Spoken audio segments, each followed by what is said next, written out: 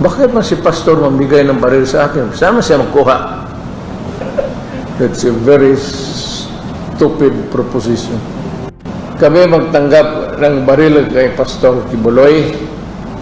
Ako pa ba ang mag-deliver sa kanya ng kanyon bukas o machine gun? Kaya kung sinasabi niya hindi totoo lahat yan, hindi totoo, walang nangyaring ganyan, di sabihin niya.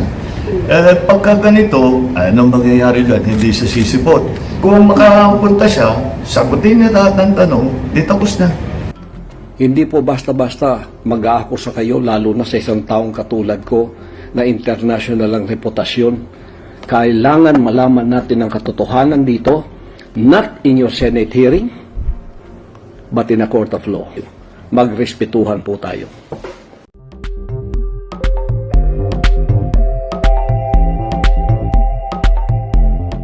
Itinanggi ni dating Pangulong Rodrigo Duterte ang usapin na nabigyan sila ng mga baril ni Pastor Apollo Quiboloy. Inamin nito na mayroon siyang mahigit 500 na baril, dahil bahagi ito sa kanyang mga koleksyon. Ipinagtanggol din nito si Quiboloy, kung saan kaya ito nagtatago ay dahil sa may banta ito sa buhay. Kami magtanggap ng baril kay Pastor Quiboloy. Ako pa ba ang mag-deliver sa kanya ng kanyon bukas o machine gun? That's a very stupid proposition. It's silly. Bakit man si pastor mamigay ng baril sa akin? Sama siya magkuha. Kung magsabi siya wala siyang baril, bigyan ko siya. I have about almost more than 500 firearms registered. Collectors category ako eh. Ibig sabihin, bili ako ng bili, pero hindi ko magamit. I can only use one. I can carry a gun, only one of the entire collection, maski mag-abot ng 50 million. You're only allowed by the authorities to carry one gun, not even a rifle. Hunting, maybe. Shotgun, okay. But military hardware, no. Wala nga ako eh. All that I had before was military, pero MR. Because sitwasyon naman, alam mo na, mayor ka, punta ka ng bukid, hindi mo na malaman kung sino yung kalaban mo. Hindi mo talaga alam kung sino ang gustong gorgor sa iyo. It's not an order. You cannot order an ordinary citizen like me to compel me to report to you. For what? If I don't want. Well, if outside to the national interest that you should appear, if I begin to question you, what is the significance of that interest? Kaya pastor yan, kung gusto niya, hindi. It could, because unreasonable refusal. So maybe the first is invitation, comes the subpoena. A subpoena is more or less like a subpoena of court. Same effect. It can compel your attendance. Pero ako naman, kung hindi niya, ang ayaw niya, wala mo na nakita na of national interest yung... Samantala, natawa na lamang si Pangulong Ferdinand Bongbong Marcos Jr. sa alegasyon ni Pastor Apollo Quiboloy na nakipagsabuatan daw siya sa pamahalaan ng Amerika para ipapatay ang religious leader. Paliwanag ni Pangulong Marcos, nakasuhan na si Quiboloy ng FBI sa Amerika dahil sa sex trafficking bago pa man siya naupong Pangulo ng bansa. Aniya, sa halip na magpukol ng iba't ibang alegasyon, mas makabubuting harapin na lamang ni Quiboloy ang mga kasong kinakaharap nito, pati na ang investigasyon ng Kamara at Senado. If he has an opportunity in the hearings both in the House and in the Senate to say his side of the story, Kaya kung sinasabi niya hindi totoo lahat yan, hindi totoo, walang nangyaring ganyan, di sabihin niya. Pagka ganito, anong mangyayari dyan? Hindi siya sisipot. Pag hindi siya sumip, magpapakontempt siya. O tapos dito, ay nako, mas malaki yung gulo. Kung makapunta siya, sagutin niya lahat ng tanong, di tapos na. That's why my advice for him is to just face the questioning in the House and in the Senate. Marinig natin ang kanyang side para malaman natin kung ano ba talagang nangyayari dito. We were trying to be fair here and allowing him an opportunity and forum to make his case. So I think he should take advantage. Pero sir, yung claim niya po na assassination, so what's your take on this? Yung fentanyl?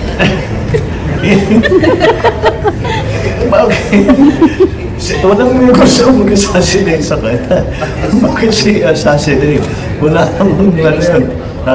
What like, I mean, why would anyone want to do that? Hindi ko alam. Siguro natatakot siya dahil sa mga pangyayari. But again, the best way to diffuse that situation for him is to testify before the committees in the House and in the Senate.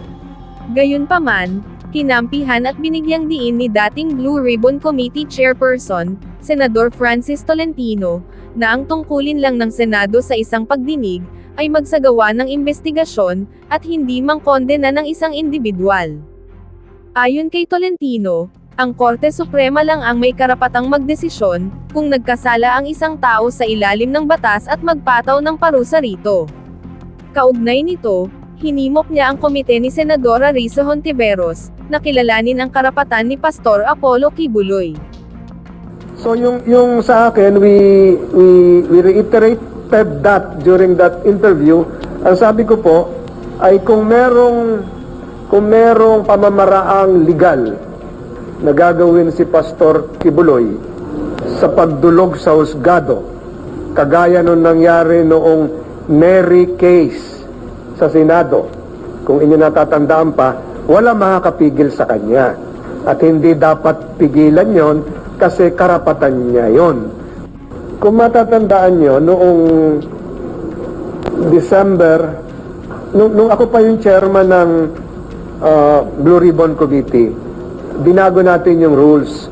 And the rules, as amended, would apply likewise to persons cited in contempt. So yung sa atin, sa pagbabago ng rules, binigyan po natin ng diin yung karapatang pantao noong mga humaharap sa mga committee. So doon sa atin po nilagay ay dapat kilalanin din yung kanilang karapatan as an individual, as a Filipino citizen. Maliwanag po yan. Ang atin pong gawain dito sa Senado is to investigate in aid of legislation. It is not the right, it is not the duty of the Senate to condemn and imprison an individual. Because that individual, no matter how high nor lowly he is, has the same basic human right and the right of being, the right to innocence, etc., etc. So igalang po yun. Yun po yung sinabi ko ng igalang yung karapatan ni Pastor. Asan nga si Pastor? Nakuha na niya yung ano, di ba? Yung summons ng Senado. Pero siya ba is he around? Is he going to attend? Is he going, any conditions? Ano po? Well, we are seriously studying our options, and just earlier this afternoon, the members of the legal team met, and we made a series of recommendations for him to consider. So wala naman po categorical na sinasabi si Pastor Quiboloy na hindi siya pupunta. Kanya lamang he has certain reservations. Even if you read yung statements po niya na na-publish sa ilang mga pahayagan, he simply has some reservations, and I do not blame him because mukhang hindi naman po in aid of legislation yung pagdinig ng committee ni Senator Risa Ontiveros. In aid of persecution po yun sapagkat kung titingnan nyo yung kanyang mga pronouncements ni Senator Ontiveros, it would appear that in her eyes, at the pastor is also is already guilty of so many crimes, and it is not the place of the Senate to be pronouncing the guilt of anyone.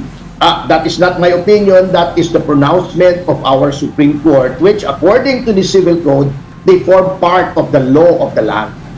Okay, sir, Attorney Topacio, yung inquiry naman po ng House of Representatives is not related to those cases filed in the US. So, is it possible that the pastor would find it more conducive to appear before the House inquiry? As in fact, they are. They are related. Some of the allegations there pertain to cases already filed in the United States. Yung iba pong witnesses na umapir doon are the same witnesses na nag-file po ng kaso sa Davao. Yung iba po ay na-dismiss na. Yung iba po ay nasa DOJ pa. So that means our judicial system, our system of justice is working. At ako yung sinasabi po ni Senator Ontiveros na in aid of legislation, anong legislation ang ino-contemplate niya? Kasi all of these pertain to alleged human trafficking, sexual abuse, last year lang po, inamyendahan July 2023, nagkaroon po ng amendments sa human trafficking law. So, what legislation is he talking about? We do not perceive any po. Attorney, This is just a bullet pulpit to humiliate and degrade Pastor Quiboloy. Attorney, yung House inquiry po, yung inquiry ng House of Representatives, baka doon, hindi kaya mas open na umattend doon si Pastor Quiboloy? Kasi paano pong open, kitang-kita nyo naman yung bias ng chairman in her public pronouncements, in her privilege speech, doon sa mga pinapakita yung mga witnesses na ni hindi mo alam yung tunay na pangalan, ni hindi mo alam kung sino sila, nakatago yung mga pagmumukha nila. Well, hindi po pwede na gano'n. It is a kangaroo court once again. Okay. Parang mangyayari na naman po dyan yung sa Parmali case na sinabi ng ating Korte Suprema late last year in the case of Ong versus Parmali na violate yung rights ng mga resource person. ito na lang, Attorney, si Pastor po ba nandito lang sa Pilipinas o... Nandito lang po siya. Nandito lang po. Kausap ko lang po siya kanina. He's here and he is pondering on his options at the moment. Pero Attorney, you made mention that he has some reservations. Pero in his YouTube statement, it was not just some reservations. He was talking about assassination. So, kaya medyo nagulat lahat na parang, naku, ganun pala katindi ang pangamba ni Pastor Apollo Quiboloy. So ano po, in the end, has the pastor come to a decision? What is the recommendation of the legal team? Is he going to attend? Is he going to attend any of the two hearings, whether the Senate or the House? Magkaiba po yung dalawa. Wala pa po sa ngayon because we just submitted to him our studies on the matter, the laws applicable, so he can make an intelligent and informed decision as to what to do with respect to the subpoena. But what do you recommend, sir? Well, I will have to plead the lawyer-client privilege on that one. Lawyer-client work product po kasi yun that is covered by lawyer-client confidentiality. Yeah, well, I had to try. Good try anyway, boss. Pero sir, anyway, yun nga, I know what you mean. You're referring to the Supreme Court decision on the Farmally case. And the Supreme Court has said at least twice na any move to cite for contempt and detain witness who has been summoned, it has to be it has to be in aid of legislation. Yes, and I'm very familiar with that case because I was the one who argued that case before the Supreme Court. Lincoln Ong was my client. Okay. Well, he still is. But is there any way that the Senate can argue that this is in aid of legislation? We are planning to look at loopholes in current legislation with regard to cases of trafficking or no. But you know how it is, diba? Well, in that case, then the Senate has to comply with the guidelines set down by the Supreme Court. In the case of Senate versus Ermita and Neri versus the Senate, wherein you have to submit together with subpoena a copy of the proposed legislation to the resource person. Ayun. So he would know how to prepare, and a list of proposed questions, which the committee has not done. Why? Because they have no legislation in mind. Whatever legislation pertains to the testimony, I've looked at the testimony, lahat po yan covered na. Noong mga amendments, the most recent one, which I have said, was only in July last year, kung saan natakpan na po ang lahat ng loopholes sa human trafficking, yung ginawang crime against person instead of crime against honor, ang rape. In-expand po yung rape to include other acts that were previously not included in the purview of the term rape. Ano pang gusto nilang mangyari? Yun naman po eh. So talagang suspect po itong motives ni Senator Risa Ontiveros. Pero sir, if I recall correctly, yung target date for the subpoena is March 5 or March 4? Yes po, opo. March 5 ata March 5 po. Tuesday. In any case, kung sakali pong, just in case that Pastor decides with the recommendation from the legal team not to appear, what will be the recourse of Pastor Quiboloy if contempt is levied upon him? Well, we will cross the bridge when we get there, but of course, just like in Neri versus Senate, na there is always a recourse to the courts. Sapagkat sinabi naman po ng ating Korte Suprema, hindi po absolute ang kapangyarihan o poder ng Senado o ng lehislatura, pati ng mababang kapulungan, na mag-issue na lamang ng mag-issue ng subpoena. There are certain requisites, there are certain guidelines, and all other powers of government under a tripartite system of government, may limitasyon po yan. Sir, last question ko. In reference yung tanong ni Pati kanina, kasi ang tanong ni Pati kanina was centered around the House investigation, the House inquiry, the House hearing, which I think is involving the SMNI case. Franchise, yeah. The SMNI franchise. Iba po yun dun sa, of course, yung sa hearing ng Senado.